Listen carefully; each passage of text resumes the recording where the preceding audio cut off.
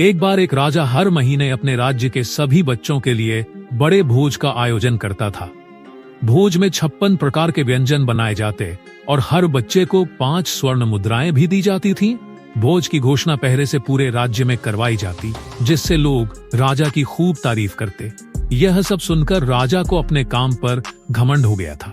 उसे लगता था कि वही सबसे बड़ा दानी और बच्चों का हितैषी है।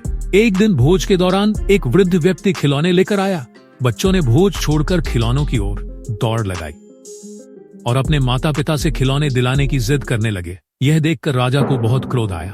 उसने सैनिकों से उस वृद्ध को अपने महल में बुलवाया और डांटते हुए कहा, तुम बच्चों को खिलौनों का लालच देकर माता पिता को मजबूर करते हो कि वे तुमसे खिलौने खरीदे। तुम्हें शर्म आनी चाहिए। वृद्ध ने विनम्रता से उत्तर दिया, महाराज, मैं यहाँ खिलौने बेचने नहीं, बच्चों को मुफ्त में बांटने आया हूँ।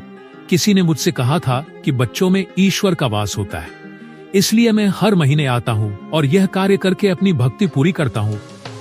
वृद्ध की बात सुनकर राजा का घमंड टूट गया।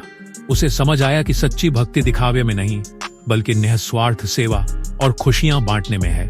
उस दिन से राजा ने भी बिना प्रचार के दूसरों की मदद करने का संकल्प लिया।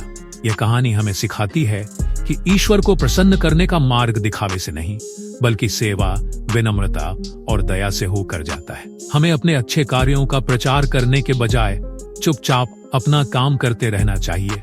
जब हम बिना प्रशंसा की इच्छा के दूसरे की मदद करते हैं, वही सच्चा पुण्य और भक्ति है।